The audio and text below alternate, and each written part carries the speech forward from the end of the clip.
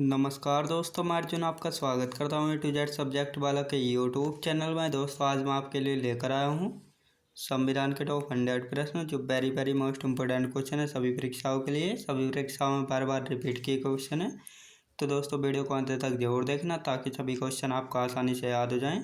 साथ ही दोस्तों अगर आप हमारे चैनल पर पहली बार आए हैं तो हमारे चैनल को भी सब्सक्राइब कर लीजिएगा, साथ ही बेल आइकन को प्रेस कर लीजिएगा ताकि हमारे आने वाली वीडियो का नोटिफिकेशन आप तक पहुंचता रहे। चलिए दोस्तों वीडियो को स्टार्ट करते हैं। विधानसभा अध्यक्ष अपना त्यागपत्र किसे सौंपता है? दोस्तों विधानसभा उपाध्यक्ष को सौंपता है। एक वर्ष में विधान परिषद की कितनी बैठकें होती हैं? तो 2 बैठकें होती हैं एक वर्ष में, याद रखेंगे दोस्तों। अगला क्वेश्चन देखते हैं। विधान परिषद में कितने सदस्य विधानसभा द्वारा चुने जाते हैं? 1/3 सदस्य जो है चुने जाते हैं। दूसरी बार आपातकाल की घोषणा कब हुई थी? दोस्तों 3 दिसंबर 1971 को हुई थी। तीसरी बार आपातकाल की घोषणा कब हुई थी? 25 जून 1975 में हुई थी, याद रखेंगे दोस्तों। अगला क्वेश्चन देखते हैं।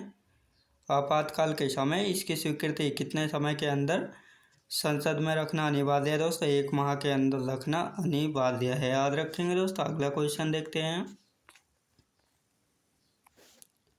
75वें संशोधन में कौन सी अनुसूची जोड़ी गई थी? दोस्तों 11वीं अनुसूची जोड़ी गई थी। पंचायत के चुनाव हेतु निर्णय कौन लेता है? राज्य सरकार निर्णय लेती है पंचायत के चुनाव हेतु। सर्वप्रथम पंचायती राज व्यवस्था कहाँ लागू की गई थी? तो नागौर राजस्थान में लागू की गई थी सर्वप्रथम पंचायती राज व्यवस्था। बलवंत राय समिति के प्रतिवेदन के अनुसार महत्वपूर्ण संस्था कौन सी है? दोस्तों पंचायत समिति, याद रखेंगे दोस्तों, पंचायत समिति। अगला क्वेश्चन देखते हैं। संविधान सभा का औपचारिक रूप से प्रतिपादन किसने किया था? दोस्तों M.N. रॉय ने किया था। संविधान सभा में किस देशी रियासत के प्रतिनिधि ने भाग नहीं लिया? दोस्तों हैदराबाद, याद रखेंगे। रियासतों को भारत में विलय करने के लिए किसके नेतृत्व में मंत्रालय का गठन किया गया है? दोस्तों सरदार पटेल के नेतृत्व में, याद रखेंगे दोस्तों। अगला क्वेश्चन देखते हैं। भारत के संविधान में मूल अधिकार क्या है? मूल संविधान का हिस्सा है, याद रखेंगे दोस्तों। अगला क्वेश्चन देखते हैं। किस वर्ष संविधान में मूल कर्तव्यों को अंततः स्थापित किया गया है? 1976 ईस्वी में। किस समिति की संस्तुतियों के आधार पर मूल कर्तव्यों का प्रावधान है? स्वर्ण शिक्षा समिति के आधार पर, याद रखेंगे दोस्तों। अगला क्वेश्चन देखते हैं। संसद भवन या पार्लियामेंट हाउस का उद्घाटन किसने किया था? लॉर्ड इरविन ने किया था, याद रखेंगे, लॉर्ड इरविन ने। अगला क्वेश्चन देखते हैं। भारत की संचित निधि से धन निर्गम पर किसका नियंत्रण होता है? संसद का नियंत्रण होता है। राष्ट्रपति चुनाव के लिए प्रस्तावक एवं अनुमोदकों की संख्या कितनी होती है? 50 होती है। निम्नलिखित में से कौन सी रीढ़ व्यक्तिगत स्वतंत्रता का बुलवर्क है? दोस्तों बंदी प्रत्यक्षीकरण, याद रखेंगे दोस्तों। अगला क्वेश्चन देखते हैं। निवारक नज़रबंदी के अंतर्गत किसी व्यक्ति को बिना मुकदमा चलाए कितने दिनों तक बंदी बनाया जा सकता है? 3 माह तक बंदी बनाया जा सकता है। उच्चतम न्यायालय के अनुसार निजी भवनों के ऊपर राष्ट्रीय ध्वज को फहराना संविधान के किस अनुच्छेद के अंतर्गत सम्मिलित किया गया है? दोस्तों अनुच्छेद 19 के 1 के क में। भारतीय संविधान में राज्य के नीति निर्देशक तत्वों की संकल्पना किस देश के संविधान पर आधारित है? दोस्तों आयरलैंड के संविधान पर आधारित है, याद रखेंगे दोस्तों। अगला क्वेश्चन देखते हैं। संविधान के अंतर्गत भारतीय लोकतंत्र के आदर्शों को हम कहाँ देख सकते हैं? भाग 4 में देख सकते हैं। मूल कर्तव्यों का वर्णन संविधान के किस अनुच्छेद में है? दोस्तों अनुच्छेद 51 के क में है मूल कर्तव्यों का वर्णन। भारतीय संविधान का कौन सा अनुच्छेद यह निर्धारित करता है कि राज्य के नीति निर्देशक सिद्धांत किसी न्यायालय द्वारा लागू नहीं किए जा सकते? अनुच्छेद 37 में, याद रखेंगे दोस्तों, अनुच्छेद 37 में। अगला क्वेश्चन देखते हैं। किसने कहा था राज्य के नीति निर्देशक तत्व ऐसा चेक है जिसे सुविधा अनुसार अदा किया जा सकता है? K.T. शाह ने कहा था। समान नागरिक संहिता किस राज्य में लागू है? तो गोवा राज्य में जो है समान नागरिक संहिता लागू है। भारतीय संविधान के किस अनुच्छेद में समान न्याय एवं निःशुल्क विविध सहायता का प्रावधान है? अनुच्छेद 39 के क में। भारतीय संविधान के किस अनुच्छेद में राज्य को ग्राम पंचायतों के गठन का निर्देश दिया गया है? दोस्तों अनुच्छेद 40 में। याद रखेंगे दोस्तों, अनुच्छेद 40 में। अगला क्वेश्चन देखते हैं। कार्यपालिका से न्यायपालिका के प्रेरण का सिद्धांत संविधान के किस भाग में वर्णित है? राज्य के नीति निर्देशक तत्व। मौलिक कर्तव्यों का समुच्चय सदैव अंग होता है दोस्तों समाजवादी संविधान का।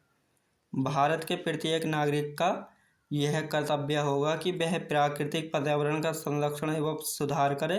यह कथन भारतीय संविधान के किस अनुच्छेद से संबंधित है? अनुच्छेद 48 के कैसे संबंधित है? याद रखेंगे दोस्तों। अगला क्वेश्चन देखते हैं। भारतीय संविधान का अनुच्छेद 41 किससे संबंधित है? राज्य के नीति निर्देशक सिद्धांत से। सभी व्यक्ति पूर्णतः और समान रूप से मानव है, ये सिद्धांत जाना जाता है दोस्तों सार्वभौमिकता का जाना जाता है। भारत के संदर्भ में निम्न में से कौन पंथ निरपेक्ष शब्द का सही भाव व्यक्त करता है? भारत में राज्य का कोई धर्म नहीं है। याद रखेंगे दोस्तों, भारत में जो है राज्य का कोई धर्म नहीं है। अगला क्वेश्चन देखते हैं। निम्नलिखित उद्देश्यों में से कौन सा एक भारत के संविधान की उद्देशिका में सम्मिलित नहीं है? दोस्तों आर्थिक स्वतंत्रता। निम्नलिखित में विवादों में से किसमें सर्वोच्च न्यायालय ने प्रस्तावना को भारतीय संविधान की मौलिक संरचना का अंग स्वीकार किया है? केशवानंद भारती विवाद में। संविधान के प्रथम अनुच्छेद के अनुसार भारत है दोस्तों राज्यों का संघ। याद रखेंगे दोस्तों, राज्यों का संघ याद रखेंगे दोस्तों। अगला क्वेश्चन देखते हैं।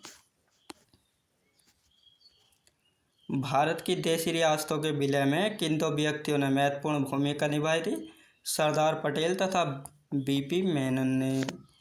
भारत के संघ राज्यों का प्रशासन किसके द्वारा किया जाता है? दोस्तों राष्ट्रपति द्वारा किया जाता है।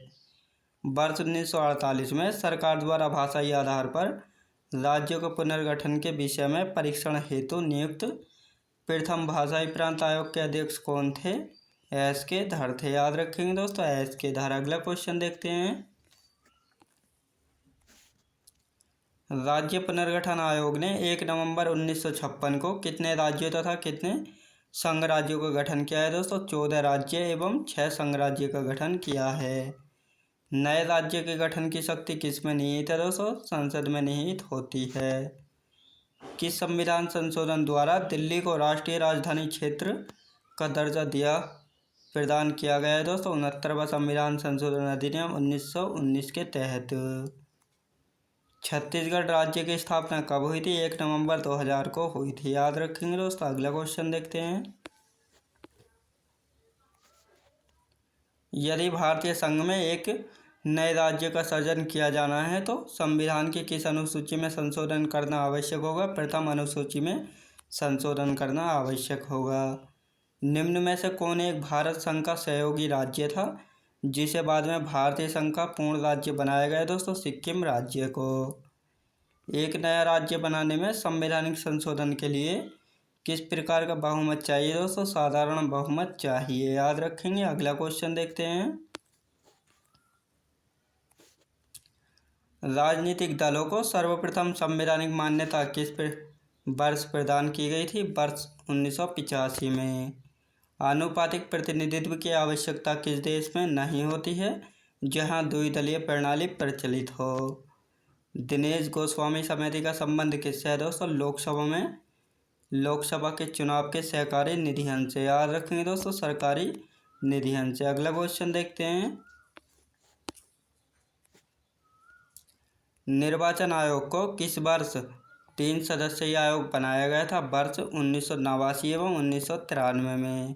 दल बदल निरोधक अधिनियम कब पारित किया गया था? 15 फरवरी 1985 में। राष्ट्रीय मानवाधिकार आयोग अधिनियम 1993 के अनुसार किसे इस आयोग का अध्यक्ष बनाया जा सकता है? दोस्तों भारत के सेवानिवृत्त मुख्य न्यायाधीश को बनाया जा सकता है। अगला क्वेश्चन देखते हैं। भारत में सर्वप्रथम लोक सेवा आयोग की स्थापना किस अधिनियम के द्वारा की गई थी दोस्तों? गवर्नमेंट ऑफ इंडिया एक्ट 1919 के तहत की गई थी। राज्य लोक सेवा आयोग के सदस्यों की नियुक्ति किसके द्वारा की जाती है? राज्यपाल द्वारा की जाती है। भारतीय प्रशासनिक सेवा IAS और भारतीय पुलिस सेवा IPS को समाप्त करने की सिफारिश किस आयोग ने की थी? राजमन्नार आयोग ने। याद रखेंगे दोस्तों, राजमन्नार आयोग ने। अगला क्वेश्चन देखते हैं। संघ लोक सेवा आयोग की प्रथम महिला अध्यक्ष कौन थी दोस्तों? रोज मिलियन बैथ्यू थी। मानवाधिकार आयोग किस प्रकार की संस्था है दोस्तों? गैर संवैधानिक संस्था है। राजनीतिकों व अपराधियों के सांठगांठ की जांच करने वाली समिति कौन सी है? बोहरा समिति है। भारत में लोकपाल एवं लोक आयुक्त की स्थापना का सुझाव किसने दिया था? प्रशासनिक सुधार आयोग ने दिया था। याद रखेंगे। संसद में प्रथम लोकपाल विधेयक किस वर्ष प्रस्तुत किया गया था दोस्तों? वर्ष 1968 में। संविधान के किस अनुच्छेद के अंतर्गत लोक सेवा आयोग के सदस्यों को हटाया जा सकता है? अनुच्छेद 317 में। अंतर्राज्यीय परिषद का उपबंध किस अनुच्छेद में किया गया है दोस्तों? अनुच्छेद 263 में। याद रखेंगे दोस्तों, अनुच्छेद 263 में। अगला क्वेश्चन देखते हैं। रेडियो या दूरदर्शनों के विज्ञापनों पर कर कौन लगाता है? राज्य सरकार कर लगाती है। केंद्र तथा राज्यों के मध्य शक्ति का विभाजन किस अनुच्छेद के अंतर्गत किया गया है दोस्तों? अनुच्छेद 245 तथा 246 के अंतर्गत। अंतर्राज्यीय परिषद का पदेन अध्यक्ष कौन होता है दोस्तों? प्रधानमंत्री होता है। याद रखेंगे दोस्तों, प्रधानमंत्री। संघ द्वारा कौन सा कर लगाया व वसूला जाता है तथा राज्यों में बांटा जाता है? तो कृषि आय के अतिरिक्त आय पर कर। याद रखेंगे दोस्तों। अगला क्वेश्चन देखते हैं। सरकारी आयोग का गठन कब किया गया था? मार्च 1983 में।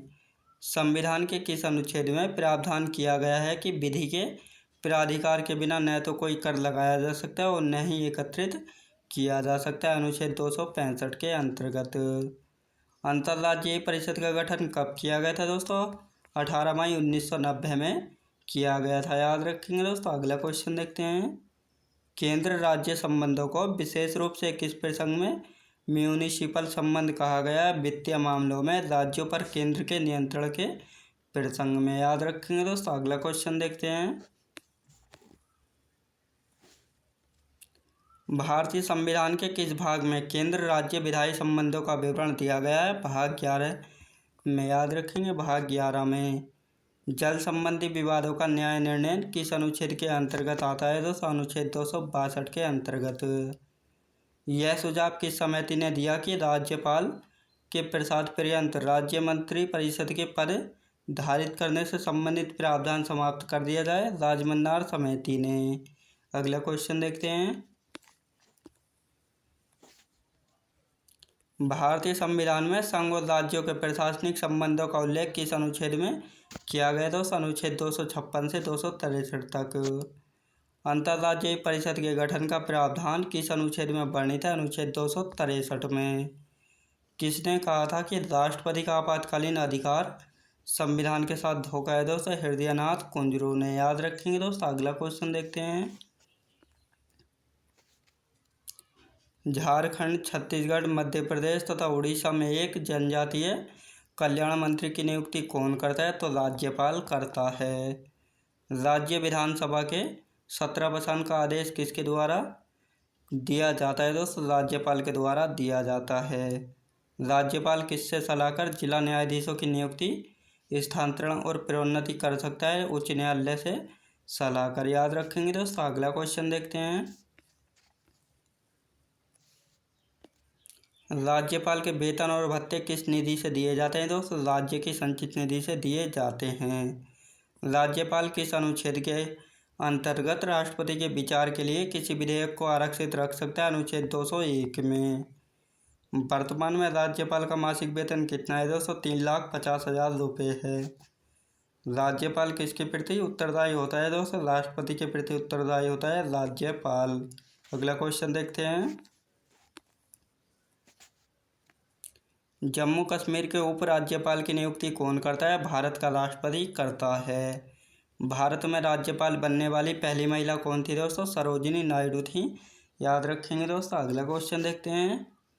राज्य विधानसभाओं में आंग्ल भारतीय समुदाय के लिए प्रतिनिधित्व का प्रावधान भारत के संविधान के किस अनुच्छेद द्वारा किया गया है दोस्तों? अनुच्छेद 333 के द्वारा किया गया है। याद रखेंगे दोस्तों। अगला क्वेश्चन देखते हैं। भारत में राज्य विधानमंडलों का उच्च सदन कौन सा है दोस्तों? विधान परिषद होता है। राज्यों के वित्तीय लेखों पर कौन नियंत्रण रखता है दोस्तों? नियंत्रक एवं महालेखा परीक्षक। विधान परिषद किसी साधारण विधेयक को अधिकतम कितने समय तक रोक सकती है? 4 माह तक रोक सकती है। याद रखेंगे दोस्तों। अगला क्वेश्चन देखते हैं।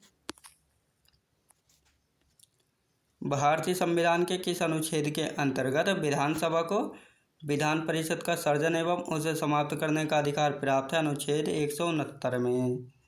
राज्य की विधानसभाओं में सदस्यों की संख्या किस अनुच्छेद में निर्धारित की गई दोस्तों? अनुच्छेद 170 में। कटौती प्रस्ताव को और किस अन्य नाम से जाना जाता है? समापन प्रस्ताव के नाम से भी जाना जाता है। अगला क्वेश्चन देखते हैं। यदि कोई धन विधेयक लोकसभा द्वारा स्वीकृत कर दिया जाए तो राज्यसभा इसे अधिक से अधिक कितने अवधि तक रोक सकती है दोस्तों? 14 दिन की अवधि तक जो है रोक सकती है। लोकसभा तथा राज्यसभा के संयुक्त अधिवेशन की अध्यक्षता कौन करता है? लोकसभा अध्यक्ष करता है। संसद की किस समिति में राज्यसभा का प्रतिनिधित्व नहीं होता है? प्राक्कलन समिति में। याद रखेंगे दोस्तों। अगला क्वेश्चन देखते हैं। अंतरराष्ट्रीय संधियों को भारत के किस भाग अथवा संपूर्ण भारत में लागू करने के लिए संसद कोई भी कानून बना सकती है बिना किसी राज्य की सहमति से? भारतीय संसद किसके माध्यम से प्रशासन पर नियंत्रण करती है? संसदीय समितियों के माध्यम से। दोस्तों मैं उम्मीद करता हूँ आपको वीडियो क्वालिटी कंटेंट वगैरह सभी कुछ आपको पसंद आया होगा। पसंद आया तो लाइक शेयर और सब्सक्राइब करना बिल्कुल भी ना भूलें। साथ ही दोस्तों अगर आप हमारे चैनल पर पहली बार आए हैं तो हमारे चैनल को भी सब्सक्राइब कर लीजिएगा। साथ ही बेल आइकन को प्रेस कर लीजिएगा ताकि हमारे आने वाले वीडियो का नोटिफिकेशन आप तक पहुँचता रहे। चलिए दोस्तों मिलते हैं नेक्स्ट वीडियोज़ में।